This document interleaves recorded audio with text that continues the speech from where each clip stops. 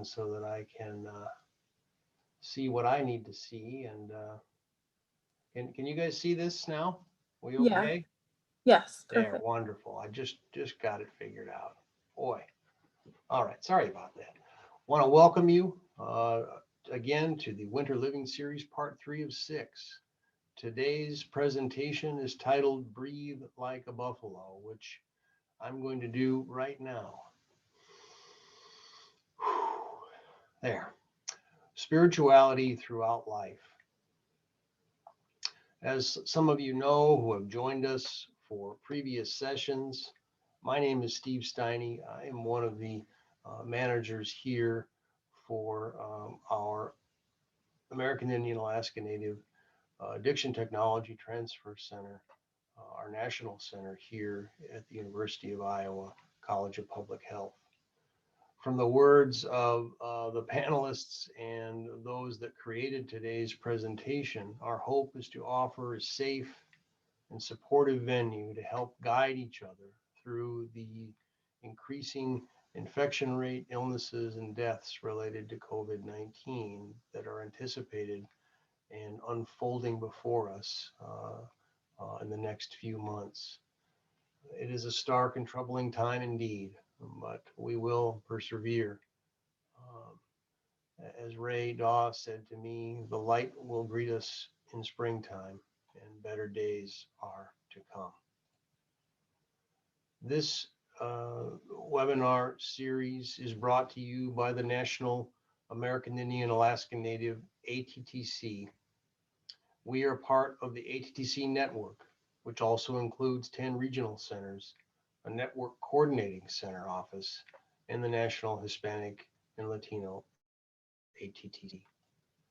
This project is supported by SAMHSA, and the content that is developed by the presenters and the opinions expressed do not necessarily reflect the views or policies of SAMHSA, HHS, or the American Indian Alaska Native ATTC.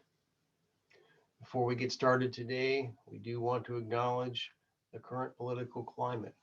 We know that this is a stressful time for many, and that we know that there may be those on the call today who have differing opinions. We just want to remind everyone that, as always, to be respectful of one another. During today's webinar, you will be provided a link to our GIPRA evaluation. This survey takes just a few minutes to complete and asks you about your satisfaction with the event. This feedback is critical to our future work, and we really value your opinion and would greatly appreciate your time in sharing your thoughts with us. We will also reach out to you via email post-event for another opportunity to complete this important survey. All the information, all the data that collected is confidential and will not identify you or be shared identifying you in any way. As you know, you will be muted for the duration of this webinar. However, please use the chat feature or the hand raising feature if you would like to unmute and comment or be part of the discussion today during our panelists' presentation. If you're not able to join us today or have a colleague that couldn't be here today, we are recording this event for future viewing, and we will save the chat comments as well for reference.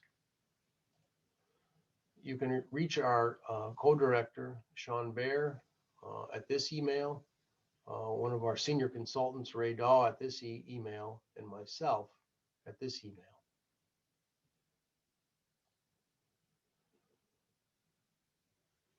Again, I want to just welcome everyone and really glad you're here. We've got a wonderful presentation scheduled for today. And with that, I will turn the floor over to the panelists so that we can begin. Thank you.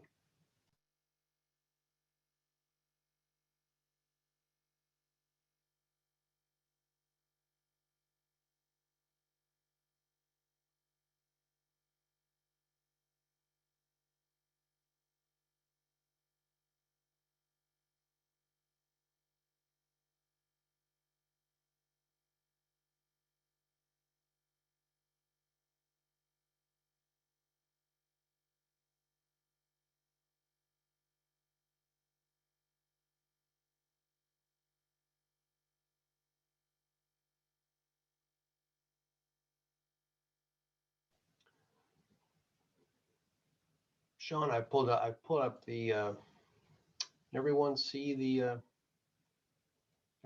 slide deck? Sean, Yes, we can see it. Sean, the floor is yours.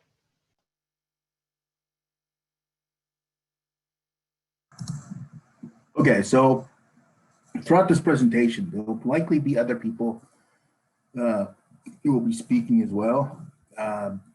Steve, you want to put it so there's only one slide, Sean?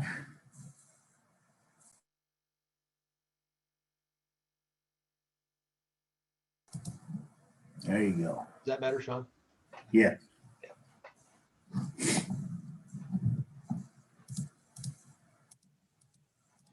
Okay, so part of the title of this, Breathe Like a Buffalo, was to honor Dan Foster's wife.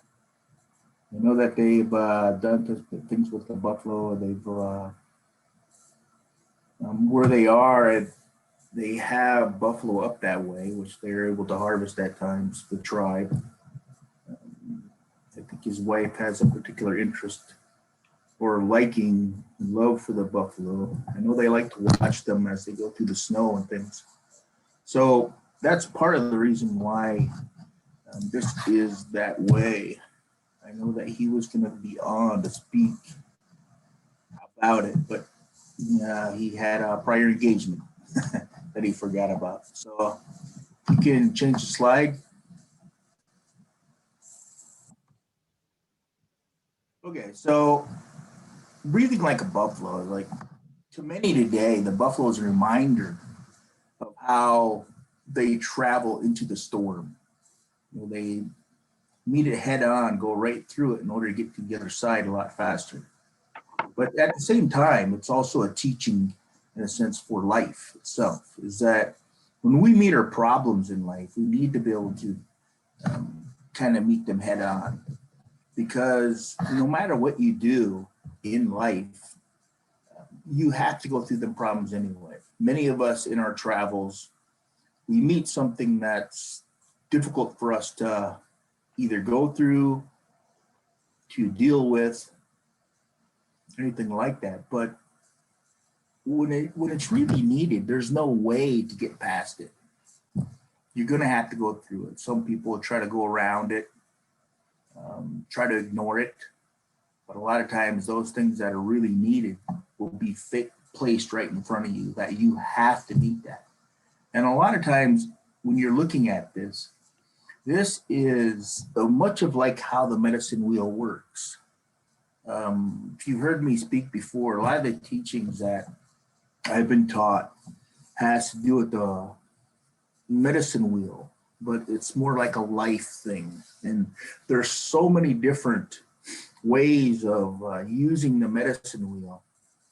You're going to use it correctly. Because if you heard me speak before, you'll see that, like I said, today, because of the way that we live, is that many people only make it 1/4 of the way around a medicine wheel in their lifetime. And before, people used to go all the way around. Now that is only one way of looking at it, because when people are born, you're born on one side, you go travel all the way around, and then you go home. Of course, everybody is going to see that one. But the other one has to do with more with learning and education in life. And that these are things you have to learn within your life if you want to complete that circle. Because we all come here to learn something. And part of that is for us to evolve spiritually. And that helps us to learn more and more about life. And help us to overcome things within our life that we need to be able to overcome to be able to grow. Sometimes those can be very painful or hurtful, but in the end, we learn to get through that, and we learn a greater meaning about that later on. So it's always best to kind of meet those obstacles head on and be able to get through that. Hopefully, you will get to the correct answer right away. But a lot of times, like people, we learn it later on. So it's like why it was intended, why we went through that. So that's a reminder for that. If you can, next slide, please. Okay, so for today's presentation, the topics were hunting and fishing, gathering, preparing medicines, sewing and beading, and then if there are times, we'll get on to other discussion. Okay, next slide. Okay, so the first one, hunting and fishing. Now, long ago, especially, it's like we all knew that all life has a purpose. All life is sacred. All life must be honored. And that we would not kill a whole species till there's nothing left. I mean, that was something we knew because everything has a purpose and they were placed here by the Creator. That wasn't up to us to be able to do that. And that there's even points in history where things were to be annihilated, totally annihilated, and that the natives would say, no, we cannot do that. That is against our beliefs, that if you push us towards that, we will help in stopping that. So they knew that life is sacred, regardless of species, which may be man, plants, animals, birds, insects, trees, anything else really, our breath, the air we breathe, everything within and without. We also knew, and now what we do know is that life is also a medicine. And it also cannot be taken without a purpose because every animal, plant, everything, every species has a life itself. You know, I know they've done studies and stuff where they have seen where they've chopped down a whole tree, or while they're chopping, they could see and somehow monitor the plants around it, that they felt it. They actually felt what that tree was going through. So it's a pretty interesting one, kind of science things they can do today. But also within honoring life of an animal or fish, whatever you're doing there, is maybe a bird or, you know, even like with bugs sometimes or whatever it might be people are eating these days. When you're hunting and spearing, fishing, an offering is also given. So it's for taking that life in a sense, but it's also for that life to be able to be complete their circle and go home in the correct way. So as much as possible, nothing would be wasted, and whatever's left that is unused would be returned to the earth. So there's a lot of practices that not everybody kind of remembers today, but it's something to be reminded of. Any of the other panelists have anything to say?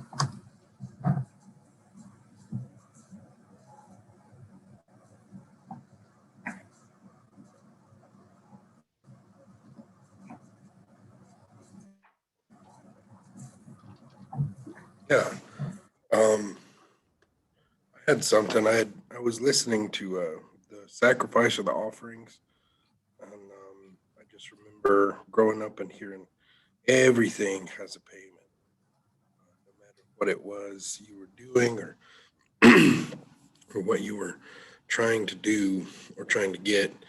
I was always told everything has a payment. And sometimes that payment comes from in the form of you giving your comfort, or you being able to put a smile on your face whenever things are not so good, or finding a way to help when you're hurting yourself. And there's always some form of payment. You have to understand what that payment's going to be, you know, in the short term or long term. And we all don't like credit, so learn how to pay for those things before they get to you. and it might work out in a better way. But I just wanted to add that piece in that payment could be your comfort and other things that we don't always think about. So I just wanted to add that in. Thank you.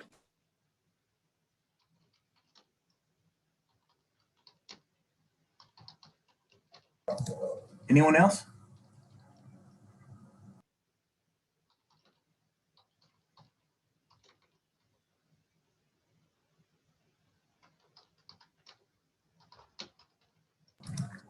If not, we'll move forward. Next slide, please.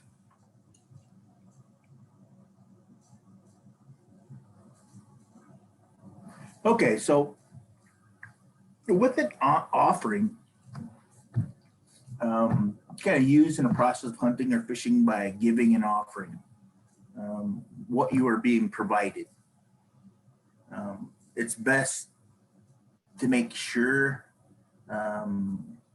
what you are intending to hunt and only hunt that game or whatever it might be, fish or whatever. Your intention is known. It's not just with you, but it will affect your hunting and fishing as well. So there are practices that when you're hunting or fishing is that you give each animal, fish, or whatever this game is you give them an offering.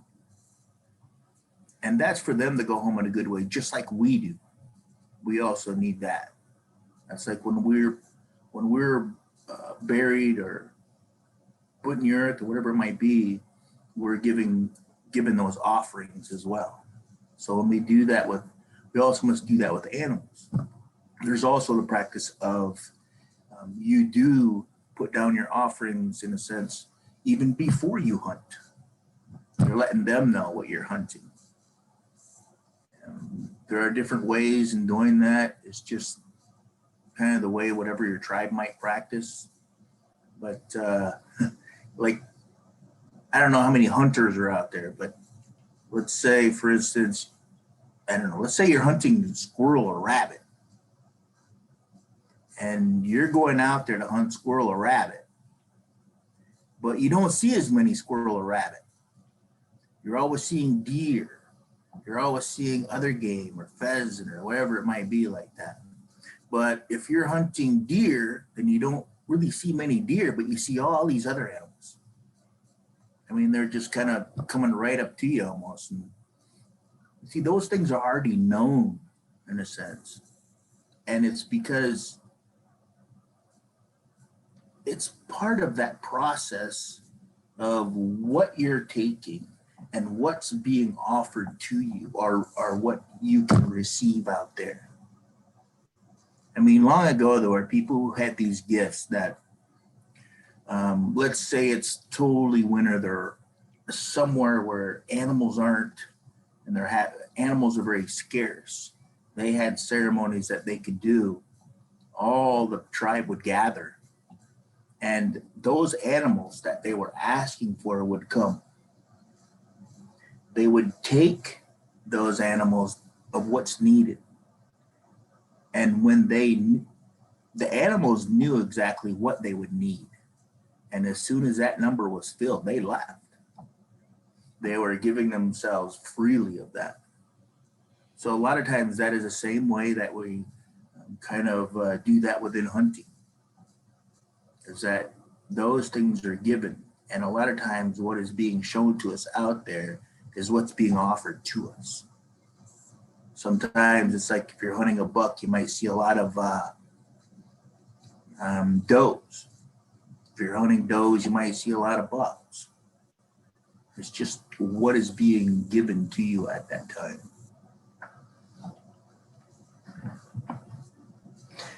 Any other speakers? Got anything? Hello, this is Shirley, Holmberg. I'd like to just say that the way I was taught is that men had an affinity with the animals, and that animals were a man's, I mean, men are knowledgeable about animals. So me as a woman, I want to thank you guys for sharing your knowledge about what you do with anything, because it's a rare occasion I get to hear men speak about what things mean to them.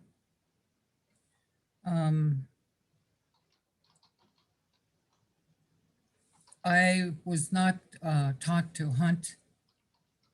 I can't kill anything. I just was not taught to hunt or fish or anything because that was a man's thing. I never learned about, I never did say the word bear because it was, and I did not think about it even when out picking berries by myself. I didn't think about that animal. When I worked in Denali Park as a cultural interpreter, I had to sit on this, not sit on it, be up about 16 miles out of where there was hotels and stuff in Denali Park. And I had to learn to say that the word bear because I was in the bear's habitat and my cultural interpretation was where its habitat was. I mean, he dug roots there. That was his kind of lookout point. I saw several of those bears there. In our culture, we're taught to refer to that animal as the big animal. We don't say its name.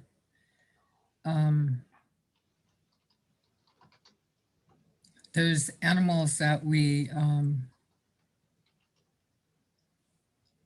can't eat when we're young, of childbearing age, because our children, if we get pregnant, our children could turn out like that animal.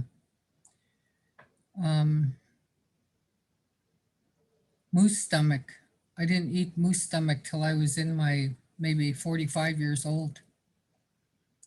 I didn't get offered bear meat at potlatches.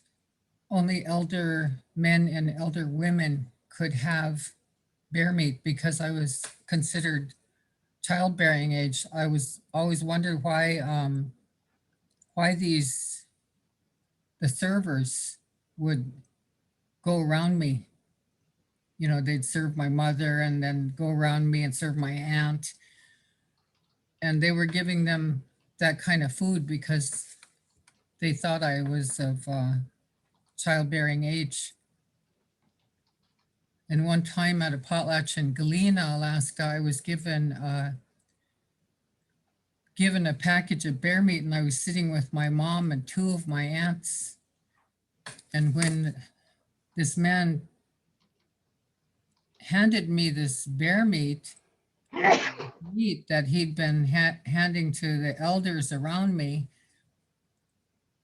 I looked at my mother and my aunts, and they nodded their head up and down for me to take it. And you're supposed to take that meat and cook it, you know. I never had to cook bear meat.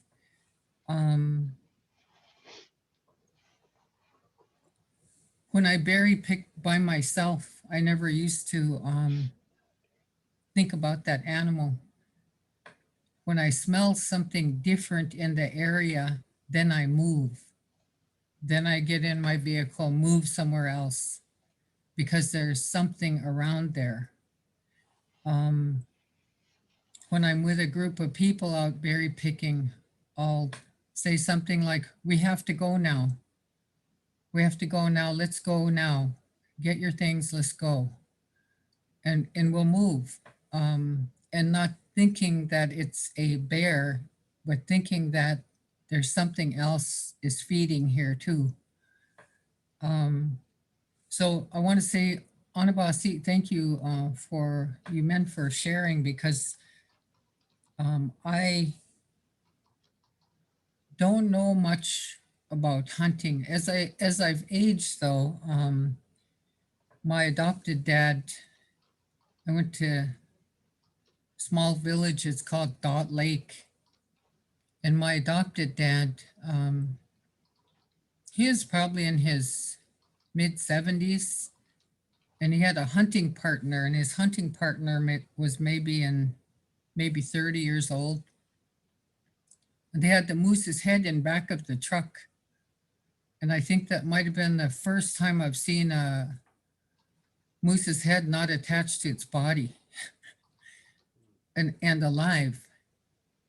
And my dad motioned me to come over to him. So I went over.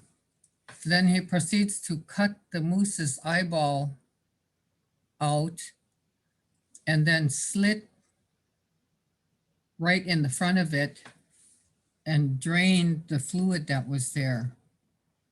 And then he took that eyeball and he threw it.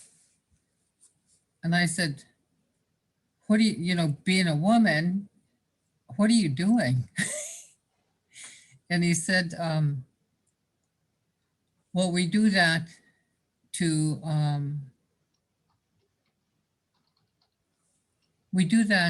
because the next time we see a moose and we're going hunting, he'll be blind to us. So he'll be easier, my thoughts were he would be easier to get. And I said, well, I'm a woman. I'm never going to hunt. You should show that to your young hunting partner there, so he'll know. So that was one of the very first times an elder man, told me anything about anything like that. And we're taught that everything has a spirit, everything, rocks, everything. And I'm sure in all your cultures too, that's the same way. And that we have to be respectful to each other, respectful to trees, respectful to animals, respectful to everything around us. And if we're respectful, we can keep the, in our languages, we can keep that luck that we were given if we're respectful to everything. If we do certain things, if we're clean, if we clean up after ourselves, we're taught the old way is that you can keep your luck, meaning your life will be good. So I could talk forever, and I want to thank you for sharing again. It's just good to hear cultural things other than myself. It helps me to think about my own culture and what I'm sharing and what I'm not sharing with people. And as I age, I think it's important to share that kind of knowledge, because younger people didn't grow up around it or didn't figure it out yet or whatever. Anyway, Anabasi, thank you very much.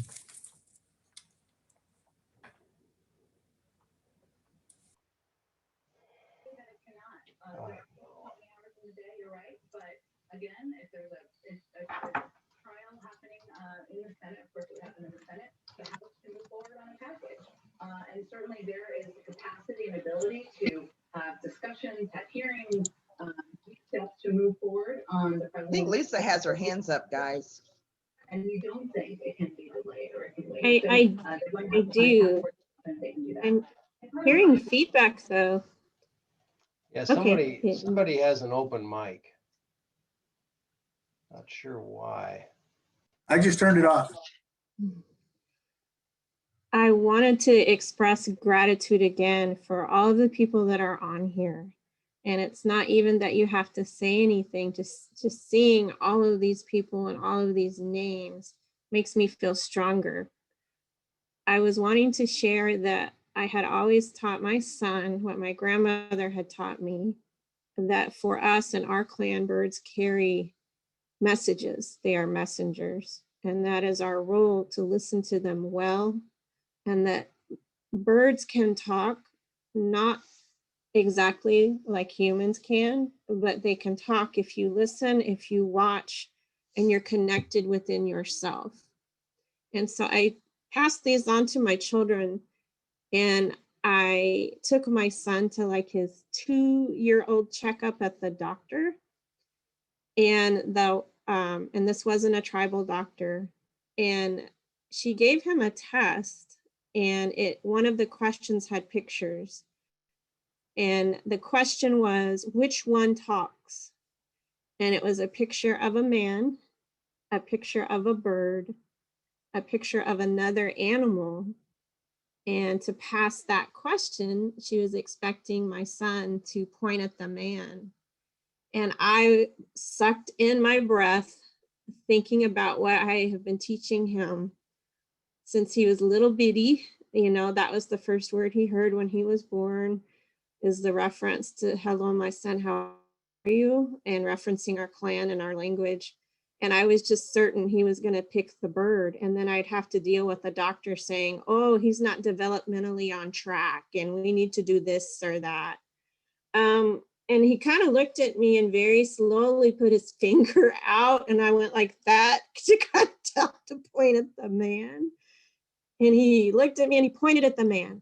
And so we passed that question, but it just speaks to how we have to live in both of those worlds, and how we have to know our own world when the outside world doesn't ever validate it and oftentimes pathologizes it and sees us as the ones that have the problem.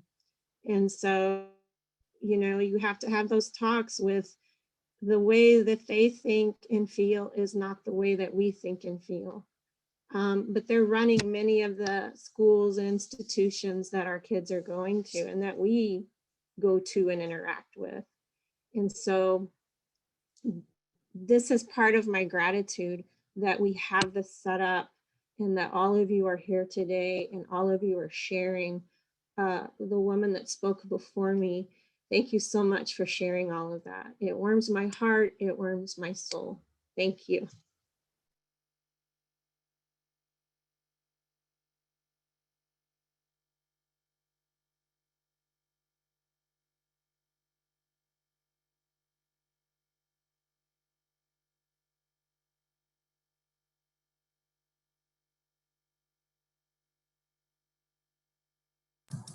Any other presenters?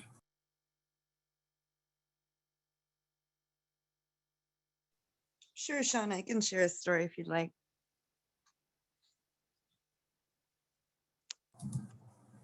Good.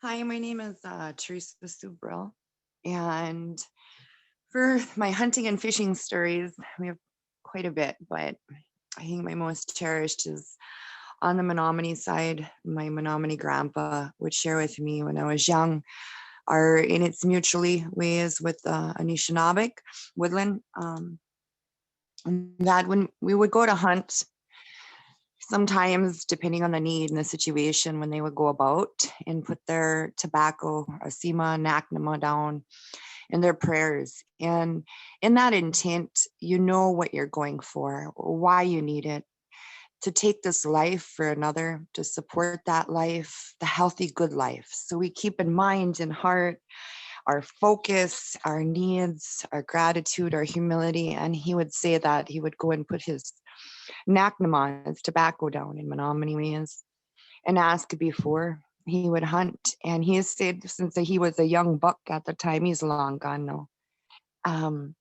he would do this in preparation days before, if possible, week before, most of the time. And they would begin this preparation. He put his tobacco down and would ask for that life on that day, once again before he took that life. And he said there was a white man around his age, young buck, all those years. And he would go in, my grandpa, and he would put down, and that deer would come forward and it would give its life to him. He said when he got old, this old white man who was still his age came up and said, all these years I've been going in the same woods and you would always come out with your deer. And I've never gotten one in these woods all these years. And he asked him what he did, and he talked to him about that prayer, about that life. And he shared that with me. And I had daughters at the time were both in diapers, and I was a single mom. And I had to go and try to get them some fish, some healthy food. And he told me the same story. He said, put your naknama, put your tobacco down and ask for what you need, and it'll be given to you. You go in a good way. So I did.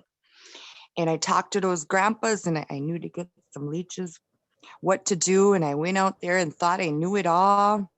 And I put it down in the water. And he told me the story of the crane with the Menominee mini stories of the crane. But when the people would be lost or traveling through storm, hard to see, if we had seen that crane, they knew that there was water and fish nearby. So that crane will show you, he said. I put it down in the water, and here came the crane out of nowhere, landed right down in the water in front of me, but in the middle. So I cast it right out there, got me my fish, and I took the teachings as far as that, and then I didn't know what to do. I was young, and I wasted that fish. I didn't know how to finish taking its life, how to kill it swiftly. I didn't know the rest of the teachings. So I had a hard teaching. But I learned that it is always true.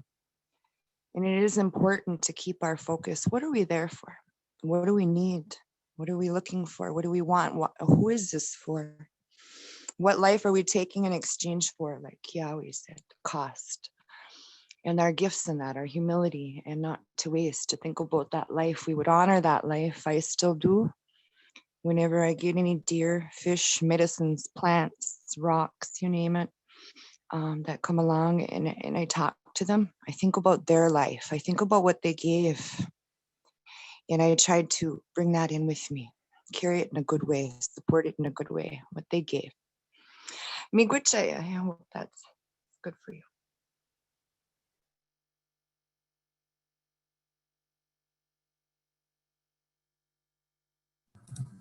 Okay, so we'll move on a little bit. From what Shirley had mentioned, it's very important to kind of understand some of these things, is that in many of the tribes, the men are the ones to kind of collect certain things, gather certain things, but also remembering it's like for each animal, sometimes there's a certain practices that need to be kind of followed. Certain seasons, in a sense. It's like there's natural seasons and then there's man-made seasons. So then, and all cannot be taken by all tribes or peoples. It's like, such as there are tribes where they say that the turtles is sacred, so we don't take those. We can't take those or reptiles. There might be those who say we cannot take bears. We cannot take fish. You know, it's like maybe those are clans or something like that that they cannot kill.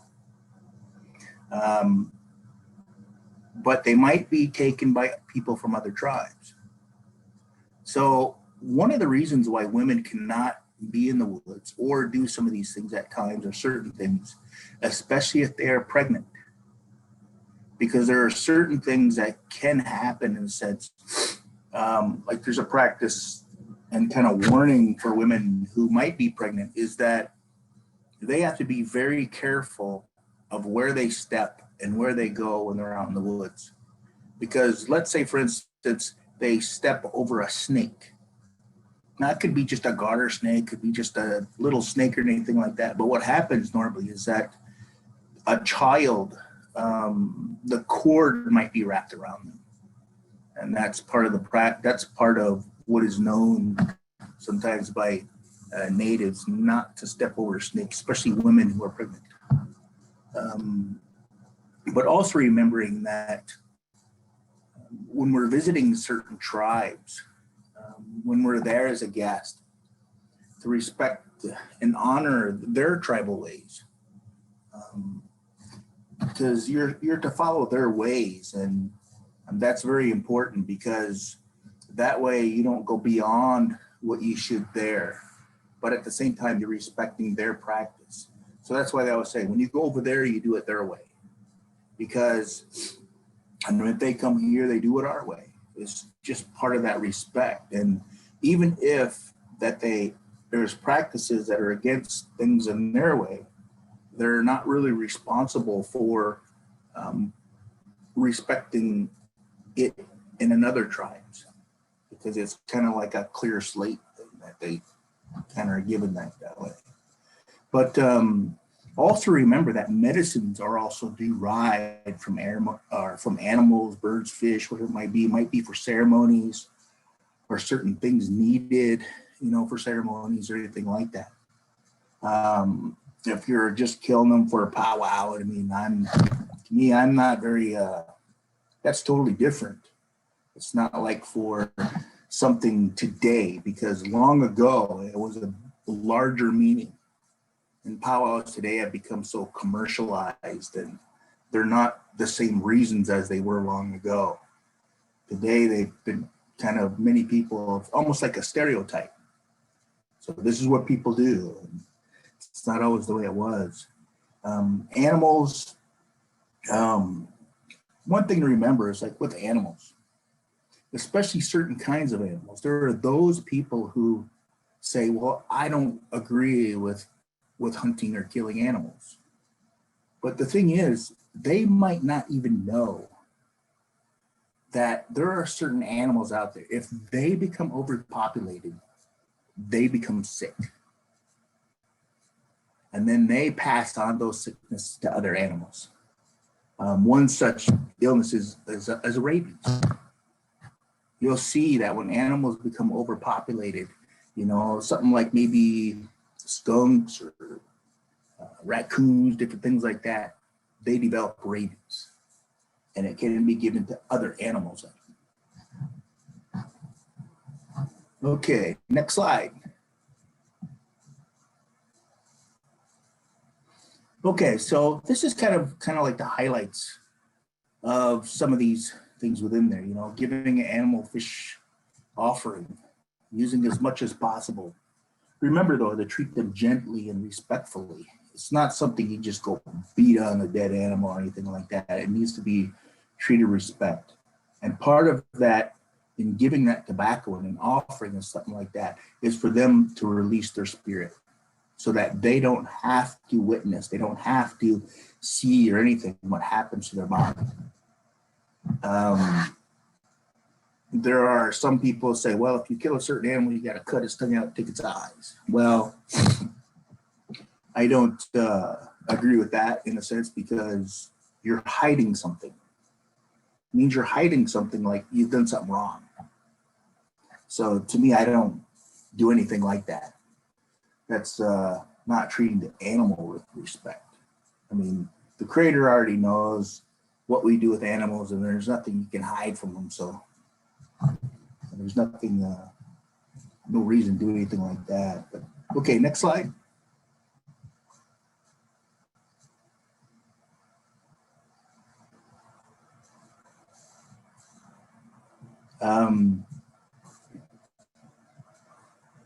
Okay, so gathering and preparing medicines. So like before, it's like medicines come from many different forms. They might come from plants and minerals, the animals and gifts that have been earned. A lot of times it's like medicines earned can be a little bit different than it is for another. So in gathering medicines, one must also give an offering, just like as you do with an animal. You give an offering to those plants, to those things, in order to receive what you are asking for. Just picking a medicine doesn't guarantee that you will be given that medicine that's within that plant. Because sometimes if somebody just picks a plant, it might just be, in a sense, the plant itself. It's like, have you ever seen some of them pictures that they take with what is it? Energy within plants and stuff like that. They take a picture of the plant itself, its whole, and they take another picture with kind of some kind of spectrogram with colors and stuff like that. But you see part of the plant is gone, but you see the energy of the plant still there. It's kind of similar like that. So it's like you have to give in order to receive that, in a sense.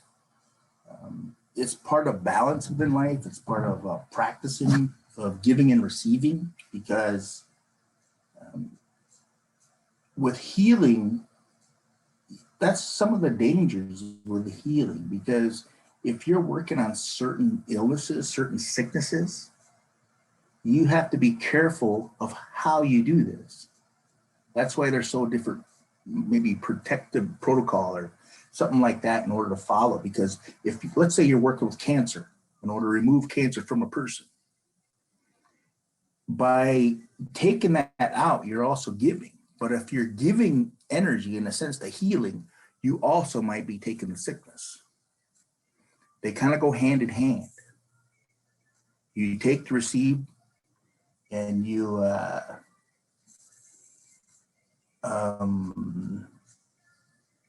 so it's, you have to remember, it's not a one-way street. Any other speakers?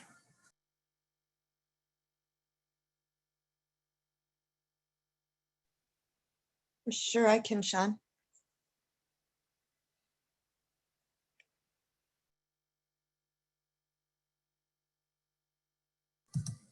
Go ahead.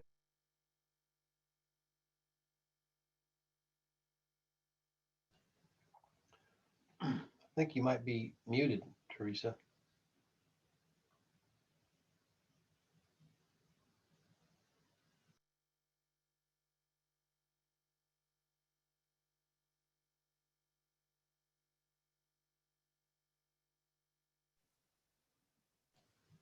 I can share some about this while we're waiting on her. Let's go ahead, Kaew'e. I don't know if Teresa muted herself or lost her mic. Oh, there we are. I was muted, but go ahead, Kaew'e. You sure? Yep, go right ahead. Okay. The practice of medicine and the balance of even just receiving, any kind of knowledge that pertains to this kind of field is carefully chosen, because the act of them giving you the medicine makes you a giver, and it makes you someone who cannot participate in lots of other things, and you have a different kind of life than anyone else because of what you are participating and what you are doing in a constant ebb and flow of life. And if you are giving the bad things precedent in your life, attention, then what you will give is bad. Or if you are trying to help, but you are doing it in a quick manner because you don't have the right mind, then things may not come to fruition as you might like them to. So gathering and prepping of medicines starts with choosing a soul or choosing an individual, and that individual must be molded into what needs to happen for others, not themselves and not the one who's giving. But it's a very interesting dynamic for give and take payment, and I like how it does say it is not a one-way street. And if you've ever picked up, I guess, like prickles off of a holly bush, or if you've ever tried to pull out briars out of your garden and you don't have any gloves, then you'd understand the process a lot easier of being someone who gives and takes for others, and who understands the true gift of knowledge and the true pain of knowledge. But I just wanted to comment on, it's very interesting of what I've been told about these processes, and what really is interesting about gathering medicines and prepping medicines, and being the person who does these things. Thank you.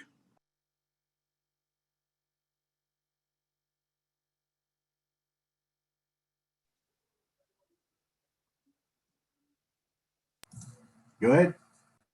Yeah, I was just gonna say, Sean, when I was a child growing up, we had remedies for everything, natural remedies for everything, that my mom would use. We didn't believe in going to the doctor for anything. She used a plant, tobacco, anything that, I guess, what she was taught. So, and I just remember those days where any little thing that was wrong with me, my mom always was able to whip up those remedies really quick. I remember having like a insect sting, and I think it was tobacco that they used. But I never remember, as far as I can remember, I was always healed. I don't recall, anything getting worse or having to go to the doctor afterwards. So I just think that's very interesting. So.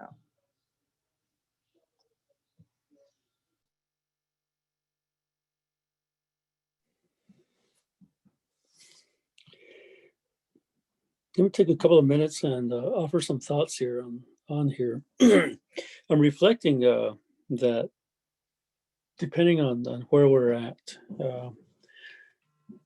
My name is Ray. I'm a Navajo from New Mexico, and I was reflecting on how we engage in the process of gathering, especially in the summer and fall times. But then how we begin to prepare the medicine and food that we gather for the winter. A lot of our gathering and preparation in summer and fall is to prepare for winter. Up in Alaska, for example, there's a lot of fishing that goes on, and people will smoke, dry the fish, and store it for the winter. And other fish, they will freeze whole, or they'll cut up and freeze for the winter also. And then they'll those are probably primary ways of preparing fish that I've experienced. And a lot of the subsistence life that we have, and I'm using Alaska as an example, is to prepare to get through the winter, especially for the months of December and January. Here with my people, we use drying techniques as our way of food preservation. As did a lot of people, we take corn and beans and other things that we knew would sustain us through the winter, and dry them in different ways, and then store them. It was really common for southwestern tribes to have food caches, places where they would have stored food underground, or mainly underground, and that's where families would go to during the winter months to pull from the cache the things that they would need. This month in January is a month where we acknowledge that snowfall is a major part of our subsistence. We melt snow over water in January, and the month of January is actually that this time of the year we do that as part of our life ways. And many of the herbs that we gather, when I gather mountain tobacco in late summer, fall, put them out in the sun and dry them and prepare them in bags and put them out and store them so I can pull them out so that I can use them throughout the year. Because when I gather mountain tobacco, it has to last me through the rest of the year up until the time they come out again. And so that's what I think I heard Sean say about picking what you can use and what you need through the year so that we can continue our life ways. And so I wanted to spend a little bit of time here kind of sharing some of the experiences that we have around gathering and food preparation. When I lived in Alaska, I was, I would be gifted fish, for example, and told to go ahead and freeze it, and the fish would be good for the rest of the winter and on into spring. And so I had a cache of fish that I kept in the freezer. Everybody had freezers. And from the fish that was given to me through the year, I would take out what I would need. And then come summertime again, it'd be time to fish and more. And so that was really common practice up there, to freeze things and store them. But and I think a lot of the areas that have colder weather, like the northern areas of our lands, freezing was a major way of preparation. Much like drying is a major way of preparation in the Southwest, because we don't have the kind of cold that's up north. So, and we have, of course, prayers that go with it, and different practices that go with every time we go gather something, we offer blessings and prayer. And when we use a particular plant in ceremony, return them back to the earth with a blessing of corn pollen, and make sure that they are placed in a way that's respectful in our ways. We put our medicines that we use on the west side of trees or plants, for example, bushes, and that's our giving back to the earth, and our giving back to the deities, that the things that we use in our healing ways. So thank you for your time, and I'm really enjoying this session. I was busy listening and get caught up in that. Thanks.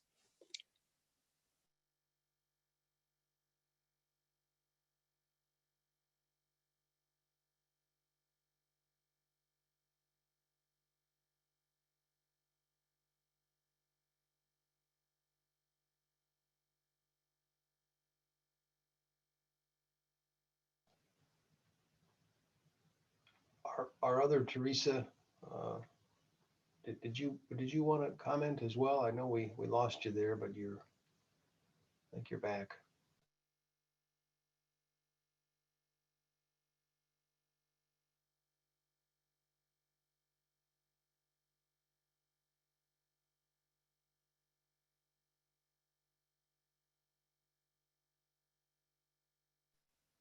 Steve, this is the other Teresa, not the Teresa you were looking for, but I thought maybe it would be good to talk a little bit on how to help those who do gather and prepare medicines, how to do your gathering and preparing part to support them, the give and take balance in a healthy way.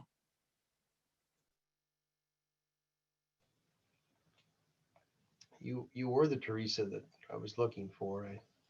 We have two Teresa B's panel, so You didn't lose me. I thought you were talking about the other one.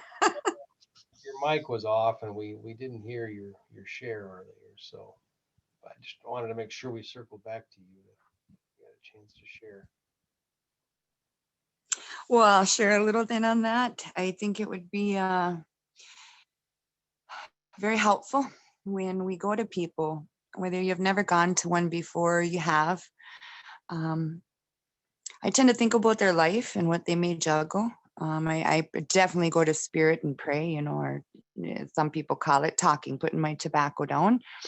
However you do yours, and ask, what can I do?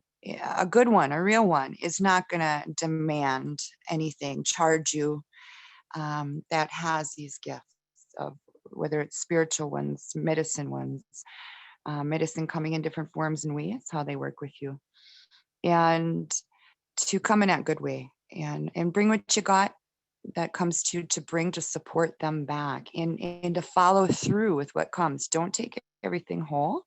Yes, it's okay to question. It's okay to look into. You need to search self and find those truths and be empowered by them if you find it to be so, but not to waste their time, their breath and spirit their energy, you know, to follow through with it the best you can, you know, and do your best, be honest, be open that way. And put your tobacco down for sure. Give them your tobacco, or however you offer. Some it's things like corn, ground corn, things like that. To give that and give that thanks, to remember to support that healing later by continuing that healthy life and remembering where it comes from spirit. Miigwech.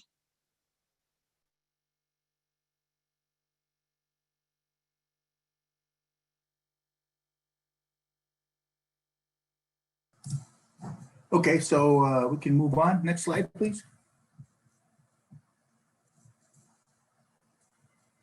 Okay, so I mentioned before about healing practices and with medicines and stuff like that, is that remembering the process of giving and taking and that the dangers of that. But also that's the same kind of part of gathering medicines. You give an offering to receive what you're asking for, explaining to the plant or other, whatever it might be, what it's being used for and what you're asking for. It's very important. But an offering may take many forms depending upon your tribe. Become tobacco, pollen, many other kind of things that might be given. Sometimes there are, like tobacco, we always told us like we must use our traditional tobacco, and that those things, we don't smoke it. It's not made for smoking. Then there's other tobaccos that might be used, like pipe tobacco, and then if we don't have those, we utilize like a cigarette to break up or chew. And there's other kind of plants that can be used later, can be used as well. But it's like, that's just if you don't have those at the time. So when you do go back to where they are, then you place that tobacco offering down for those. Next slide, please. Well, okay, so we talked a little bit about gathering medicines and stuff like that. One thing I like to mention is that at certain times of the year, we have medicines that grow. Some of them are wintertime, whatever it might be, especially those from animals. There are certain things that might grow or can be collected or better collected in the wintertime. Because those are kind of, a lot of times, those are times when it's like hunting season and stuff like that. But there are certain times of the year that is also used that with other medicine, whatever medicines we haven't used for that year, they can also be burned and they're offered to the creator so that they can go home in a good way to ensure that they will come back later. But it also gives the spirits on that side those medicines that might be needed. But part of the practice of this is it's also about fasting and feasts. So when we have a feast, you offer tobacco to the creator. You offer the food and stuff to the creator, and also those spirits, your spirits, those spirits that help you and ancestors and things like that. But a lot of times fasting and the feast kind of go hand in hand. It's like you go without food, then you feed the spirits. And that part of practice is kind of an older kind of teaching, is that when there is a time when we don't have food, they will feed us. So also with certain kind of medicines at times, some may become very abundant. That might be a time to gather much in preparation for what may be coming, to combat a sickness or something that will be coming later on. So preparing medicine, when you picked it and collected it, you do also do that in prayer. You have to monitor your thoughts, your feelings, emotions, everything at that time. Preparing medicines might be taking many different forms, from cleaning it, drying it, chopping, grinding, crushing, powdering, whatever it might be. There are some that are not even done with all of that, depending upon how it's used. Some might be kept whole and some might be grinded or something at the same time, because there are certain kind of uses that you can use it whole, or that might be utilized with grinding it. So depending upon what medicine is, there are certain practices that are done that are not done with others. So that kind of stuff needs to be kind of considered. And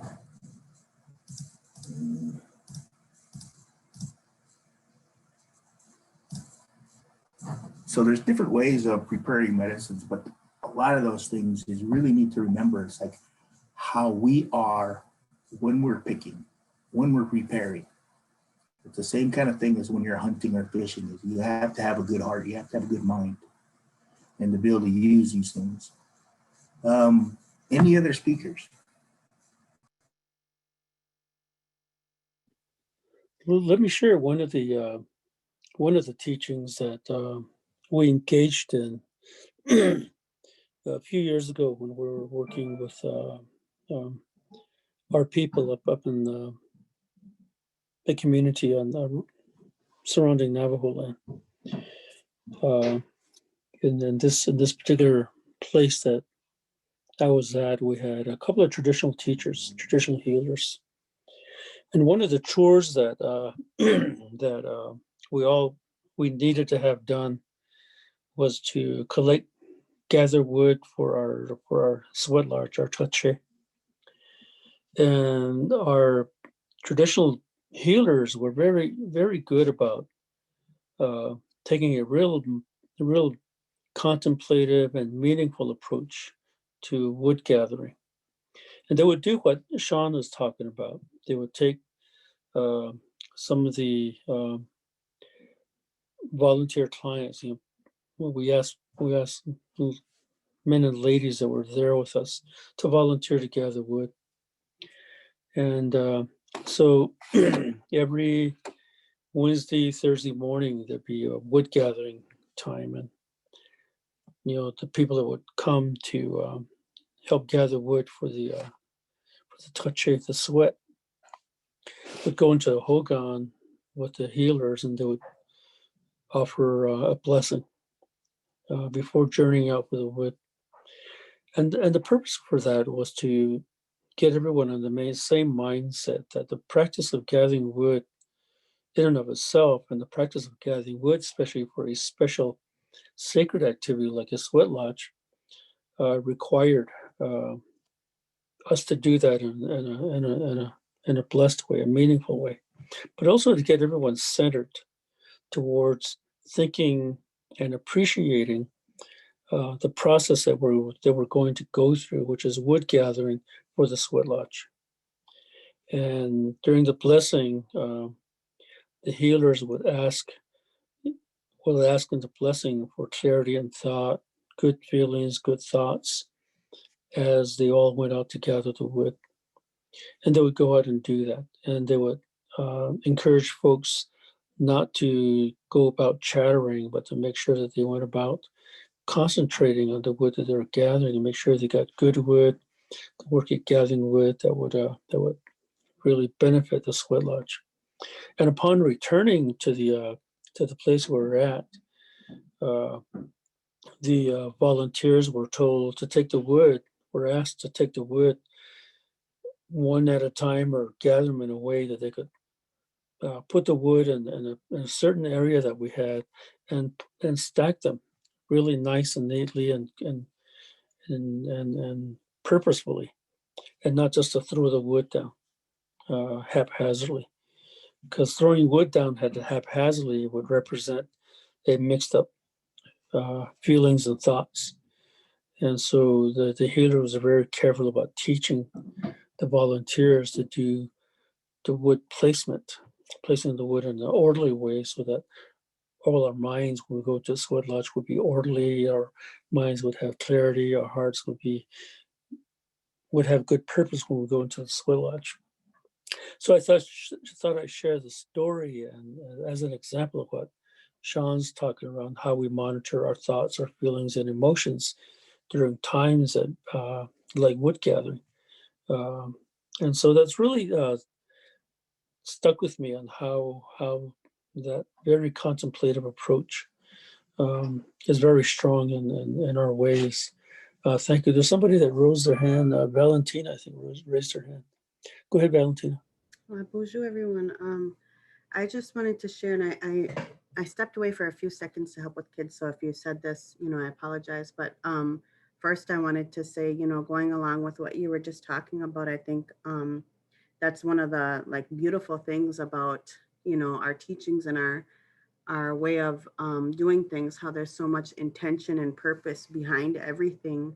And one thing I have noticed is sometimes, and I think I'm not really sure why, but I've noticed more in the last probably 2 years, a lot of young people forgetting that piece of even gathering wood, right, for sweat lodge. Like a lot of times people will just show up for the ceremony, for the lodge, or for the feast, or maybe, and not that you have to bring food, but, really trying to be intentional about that kind of stuff. But I was just thinking, how beautiful that is, that we have those teachings. And then the other thing I was thinking about, and I know that it varies from tribe to tribe, and even from elder to elder or spiritual person, along the lines of when gathering medicine, right? This is the part I don't know if you maybe have talked about, women and around moon time, right? Not being able to gather.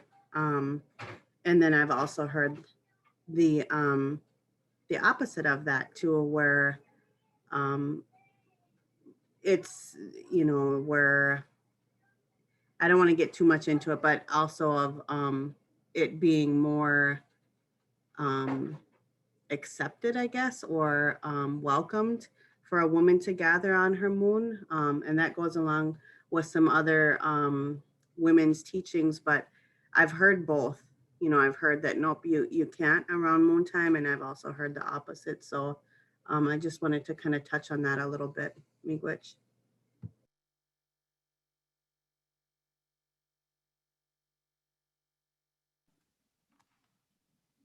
Thank you, Valentina, for sharing. We encourage other participants to raise your hand and join in the conversation. I want to take a moment to acknowledge a couple of advisory council members for our ATTC Center in the audience. Patrick Kaef'e is here with us. We're happy to have you joining us, Patrick. And David Natsaway is also here and viewing our presentation today. So, Dave, it's always good to have you along.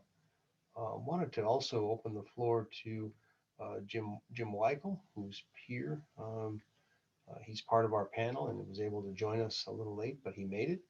And then I think there was another person, looks like another participant also has their hand up. So, but Jim, I wanted to turn the floor over to you.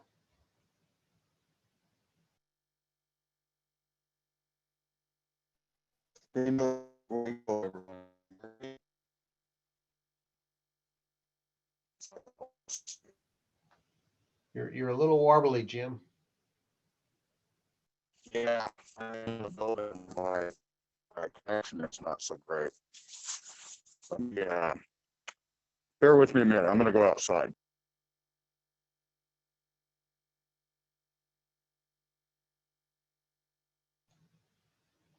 While we're waiting for Jim, perhaps Terry, I see you have your hand up. Would you like to share something or have a thought? Sure.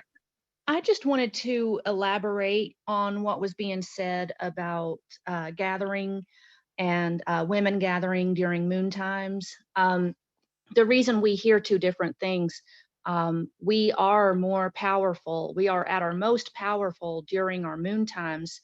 However, we're also vulnerable to wild animal attack, which is why we're also not really encouraged to hunt and gather during that time.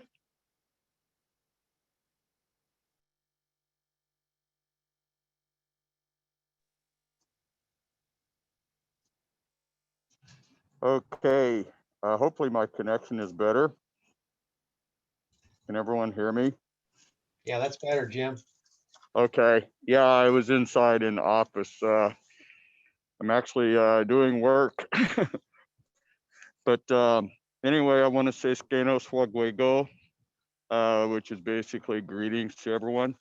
And apologize for coming on late.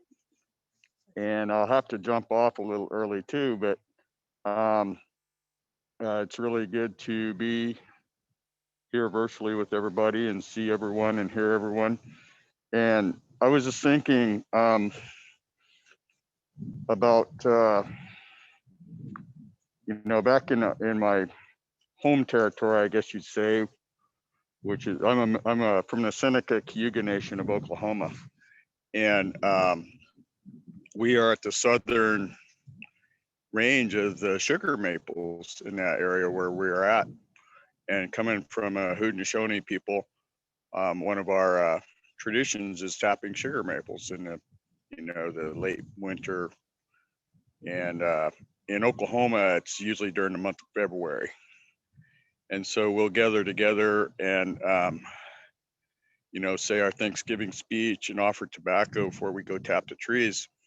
And then, of course, during the month of February, hopefully the weather is right for the sap to rise and flow. We'll collect the sap. And then usually what we'll do once that time's passed is we'll gather and we'll just make a social gathering out of gathering together to boil the sap down into syrup. And just make it a social time. We'll gather and start early in the morning and then boil that sap and, make food and sing and what have you. And then later on, about a week after that, we will gather for what we call thanking of the trees. And during that time, it's really, it's just a small gathering where we will gather in Longhouse, and the unboiled, unprocessed sap is kept back for that. And during that time, some will be distributed to everybody in the Longhouse. And because sap is like our first medicine of the year, ceremonial year, and beyond being a medicine in a spiritual sense, it's also good for your body. It has antioxidant properties and what have you, and it tastes really good too. And so we will gather, and the faith keepers will go around and put some in a little cup for everyone that's there. And before you drink it, you say a speech of thanksgiving, and then some is offered outside, poured on the earth for the ancestors. And so that's, our relationship to gathering that medicine. We do the same thing basically, like coming up in May, it will be the wild strawberries when they get ripe, and juice will be made, and that will be medicine as well. So it's just, for me, learning about all these things, and I'm still learning, it cements that relation that we have to the natural world, where things like foods and medicines are not just foods and medicines, they're are relations as well. So I just wanted to share that, and it's good to see everybody. And so I'm going to go back inside now, but I should still be able to hear you.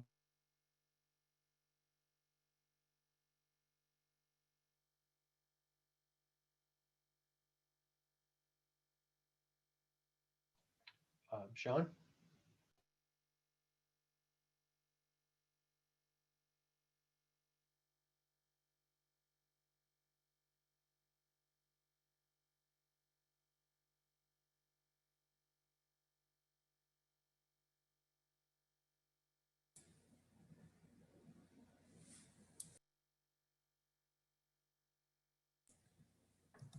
Whoops.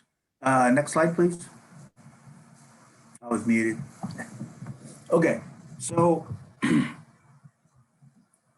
preparing medicines or certain medicines, some may only be used at certain times of the day or may need to be given by doses throughout the day or many days, depending upon what the spirits have instructed. Remember, a lot of times that medicines, not all medicines that we utilize today with Native American herbal medicines were always here for thousands of years from our ancestors. A lot of medicines are even learned today or earned today by fasting and things like that, earning those things. But also, if you have the gift to be able to speak to, in a sense, the plants and hear them, they will sound just like as we do and speak to us, so that they can inform you how to utilize it.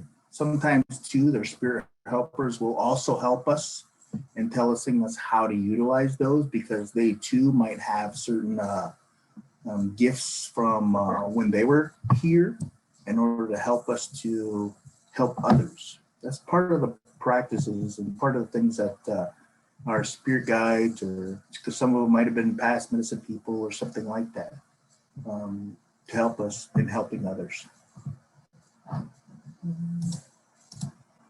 Next slide, please.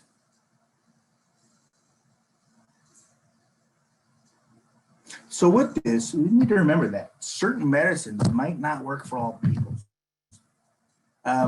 Depending upon the medicine men or medicine peoples who are picking those, there might be different medicines that people use for the same healing, for the same sickness, but one might not work for another. Some of that has to do with the gifts they're given, and some of these medicines have a connection to certain people or medicine people, so that they have that ability to be able to heal those with them. The faith is also important with the healer and the people being healed. At times, some medicine people, medicines may not need to be picked at all. Many cases, those are times when these people have developed a special relationship with that certain nation. There are certain times it's like that person, in order to be healed of something, they may never have to pick that medicine. They just have to go over there and speak to it. Okay, any other speakers have anything? Hi, this is Shirley. Gee, you're opening up all kinds of thoughts. I mean, the conversation is opening so many thoughts for me. And I see that you say faith is also important. I think about what I've learned about medicines, and you know, up in Alaska, there's this subsistence. They had a big subsistence fight, right? The government and the native people. And it was never explained in a way where lawmakers could understand what the food, the animals, the berries, the roots that we pick and traditionally pick and put into our bodies, what they do for us. We believe that everything has a spirit, and wherever you're born or raised, where your people come from, that was food, and animals were given specifically to your people, to help your people. And I once wrote a paper on the spiritualness of subsistence, of our food that we gather, and how important it is for us, whatever, I don't like the word Athabascan. Many of you know that. That's not who our people are. That was a name given to us by someone else. But the people of this area were given animals and plants to help their bodies. And I'm taught that when you eat something, like berries, blueberries, cranberries, eating roots, moose, beaver, when you put that animal into your body, you're also putting their spirit into your body. So it's kind of deep thinking for politicians. I wrote that paper and I submitted it to the Fairbanks Daily News Miner. That's our paper here in Fairbanks. And the editor contacted me back and said that he would like to edit it. I said, well, I'd like you to print it in its entirety. I'm a pretty good English wordsmith.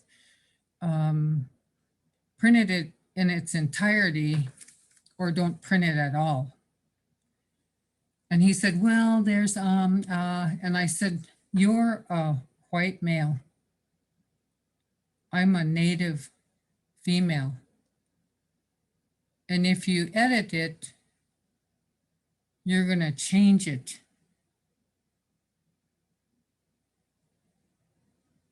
And I said, if you can't print it the way it is, don't print it at all. Don't use it. And we got done talking, and maybe about an hour later, he said he would print it in its entirety. And the paper was called Subsisting Spiritually. And one of the non-native politicians, one that was considered very racist, you know, not behind Native people in their issues, he actually wrote to me and thanked me for writing that, because now he has a better understanding. So the food that we eat, that our people gather and eat, is specifically for our bodies to help us. And, you know, I'm listening to everyone speak, and there's so much to spirituality. I mean, everything we do as people are connected to our spirit. And we don't quite speak about that often enough, or, you know, pick it apart. I was thinking of how we took a trip to South Dakota. My daughter's dad is from Pine Ridge, and we got married when I was young.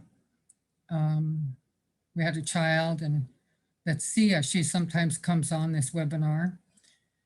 And he was involved with AIM and all that. And I'm from up here. I'm from the interior. And we're real clannish. We're real close people. Families are really close. And one year I decided to take her down to see her father. She was 18 years old. My mother decided she's going with us. So here's 3 generations in a F-150 truck with a tarp on the back with a lot of things we did not need. We drove all the way from Fairbanks, Alaska to Pine Ridge. And on the way down, there were animals on the road that someone had hit. And all the way down, I stopped my truck because I was taught to put those animals somewhere where They can't get run over. They can't get walked over. They can't get, and say a prayer for them. Pray that they go back to their spirit nation and come back to this earth to carry on their good work. So all the way down, and for those of you that drive the freeways and the highways, you see animals, right? So all the way down, my mom and my daughter were with me, and pretty soon they were doing the same thing.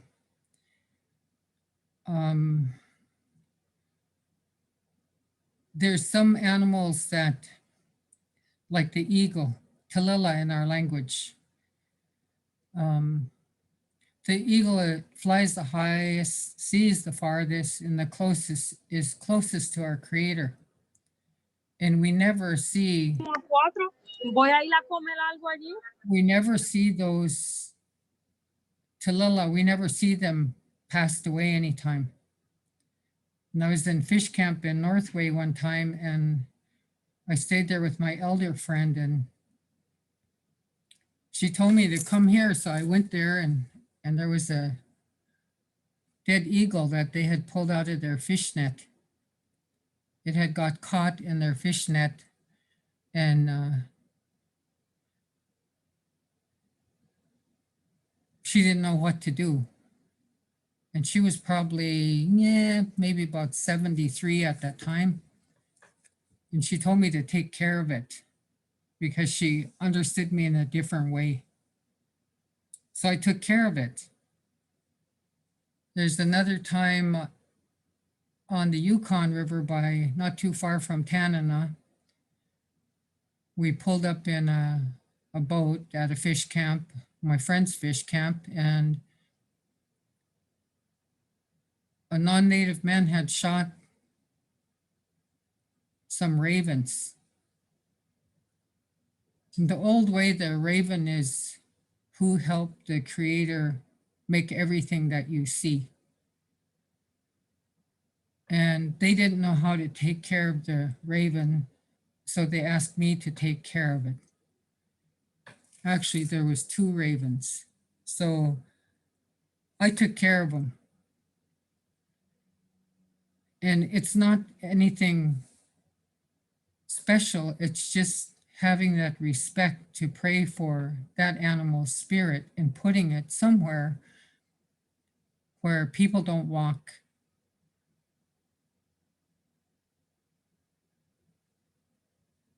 Like under a bush. We don't put it in the ground. There's whole other stories about putting people in the ground, but when I think of breathe like a buffalo, I think of our breath, I think of the air, I think of our spirit. In our language, the word for those things are all the same. Yiga.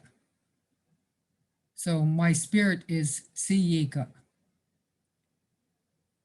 So when I think of breathe like a buffalo, buffalo is a big animal, right? It's huge.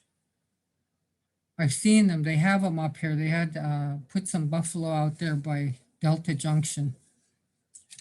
And I've seen them before. And if you ever, they warn us about hitting one of those buffalo if you're driving down the only highway going out of the state of Alaska. And I finally figured out that when you hit a buffalo, that's real major. I've never hit one before, but they're a powerful, powerful animal. You run into the whole buffalo. When you hit a moose, you run into the moose's legs and the moose falls on top of your vehicle. Anyway, breathe like a buffalo. They're powerful, powerful animal. Powerful spirit. I think more about our spirit. That's what this conversation that we're having is making me think about. And the menstruation, a woman's time of the month period. I'm taught that our time is, we're very, very powerful at that time. There's protocol for when women are on their time and they're at a potlatch, when women are on their time and when they're at home, how to conduct themselves, because it's a powerful, powerful thing to be able to, I want to say, be able to bleed like that, right? And us women, we've had women on this, and men aren't going to hear this half the time. They're never going to hear some of this stuff because it's a woman's thing. We're powerful at that time. We have to really take care of ourselves at that time. And if we don't take care of ourselves the old way, it could come back on us. It could come back on our family. It can come back on our husband, and we don't want that.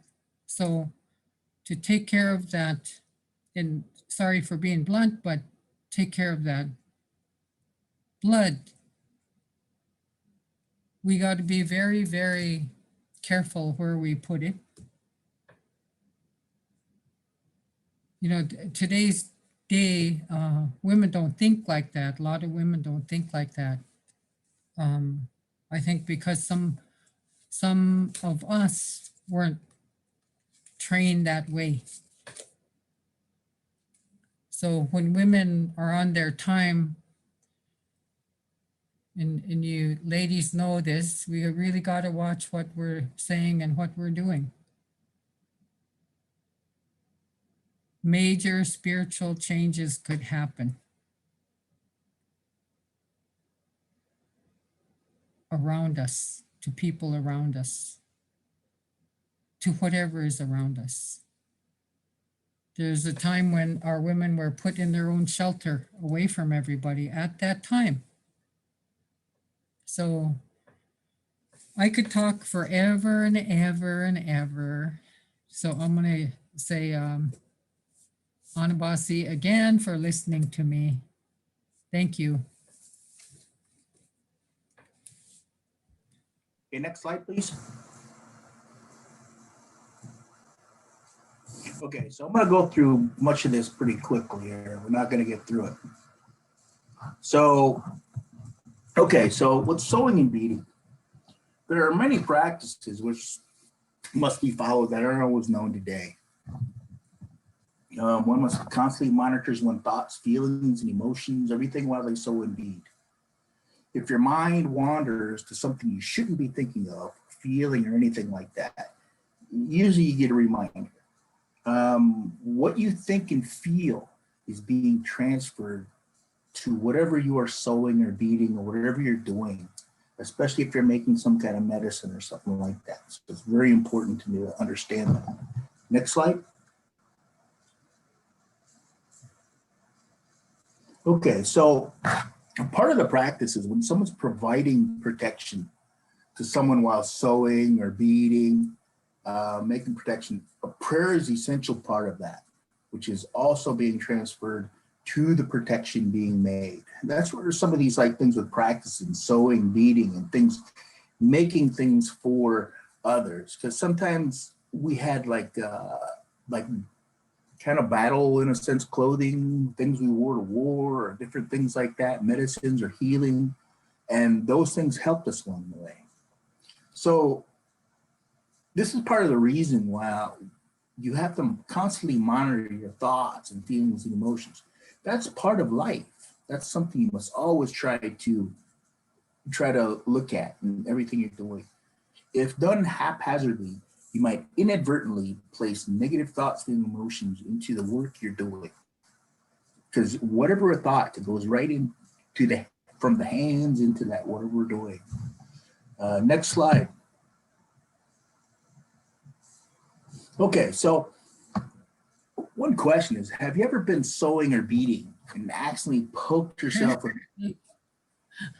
Any of us probably have, but this is a reminder that what we previously mentioned about being poked by a needle, that reminder to watch your thoughts.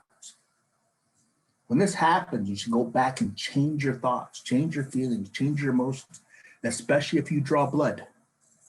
If you draw blood, you should stop what you're doing and wait till it stops in order for you to continue. Either that or that blood is going right on there. And it goes back to many things. It's like if you're on your moon time, if you're on anything else. I mean, our tribe, it's like many other tribes are known. It's like we're taught pretty much the same thing as that women are on their moon time. It's something very common that some of, I know our tribe, it's like we're very open about that. We talk about that just like any other conversation. That's like one thing, it's like when I taught people about that with at our workplace and things like that, it's like I'm always very open. People are like, whoa, whoa, whoa, whoa, you know, but you know, it's something very common with our people. Because we need to be able to know all those things as well. And it is true. A lot of these medicines, things like that, it's like a woman is very strong on their time, very strong. And a lot of times, what I've been taught is that is the negative side who wanted that changed. Because moon time medicine will eat away bad medicine. So on the sewing and beading and things, any other speakers have anything to say?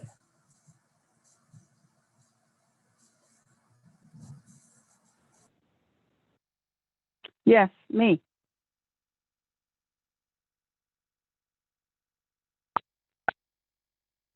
Go ahead, me.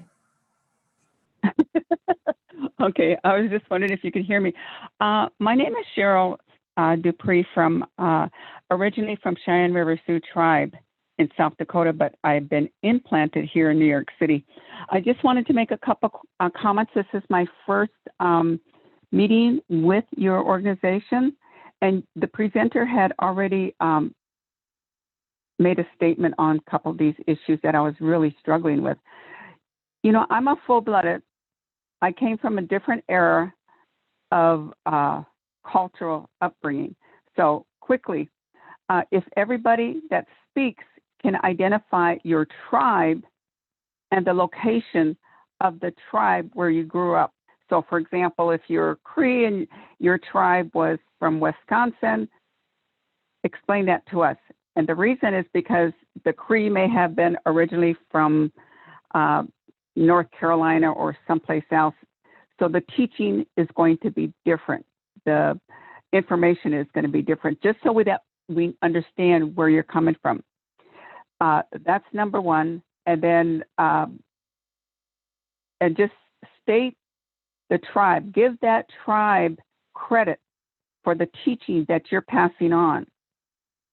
And then the moon cycle, I grew up with 9 aunts and uncles. 2 men, one was crippled, and one was the youngest one. So all the rest were women. We came from a background where we did all the men's work. So my aunts would always do a lot of the men's work, which someone was referring to men and women are separate. Some cultures are not separate.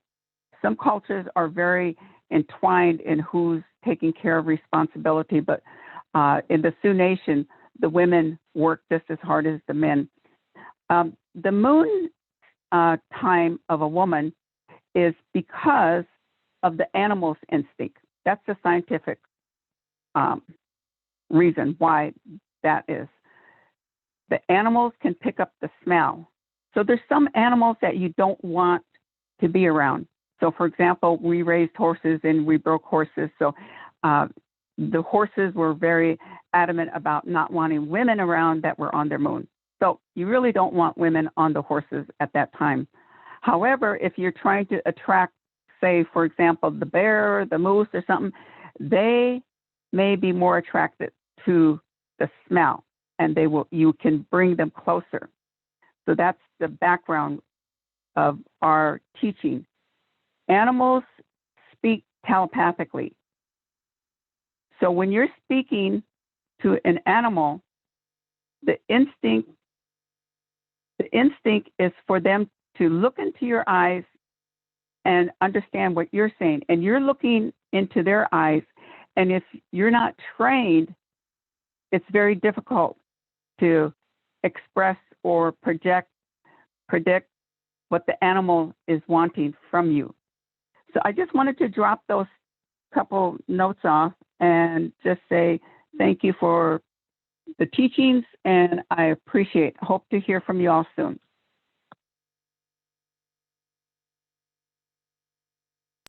Okay, at this time, I'd like to ask if there's anyone who would like to end the prayer, your song or something like that. If not, we have somebody ready to do that.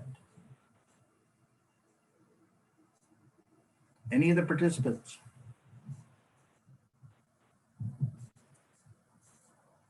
No hands? Nope. Okay, I will give you a prayer. And is that good? Yes, go ahead. Okay.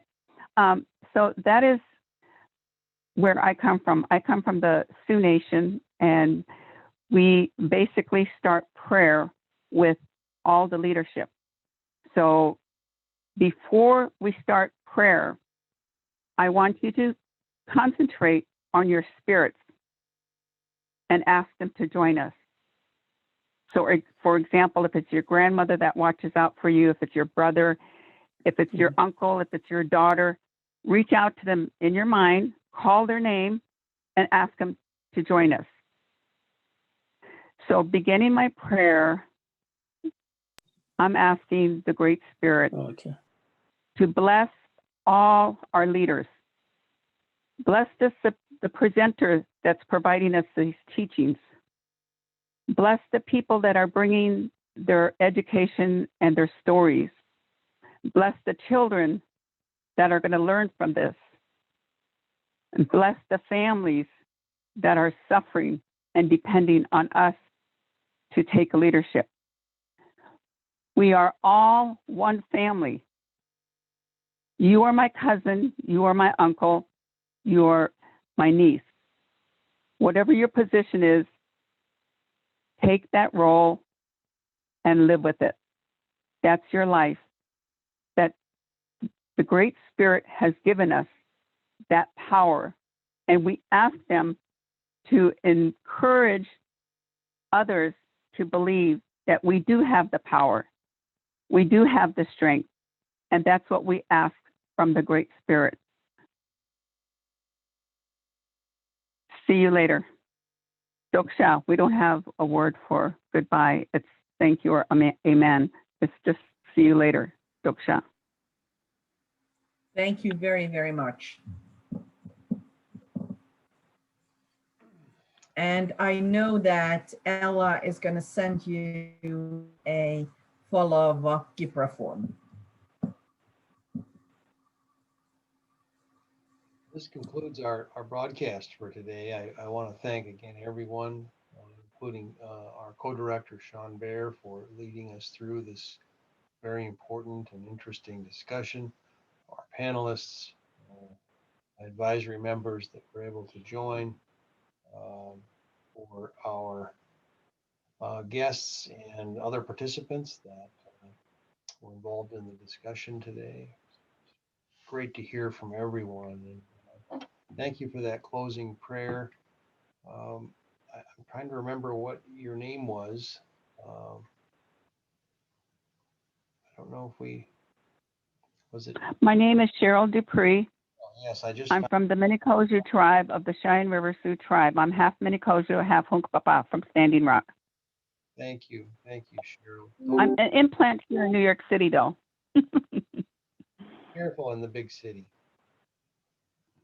Dope job, my friend. I appreciate it. And again, thank you, everyone. We will broadcast again on February 5th. with a new topic. And we'll see you then, if not before, on another one of our broadcasts. I want to thank everyone again for joining us today. Be safe, stay connected, and be careful. Take care.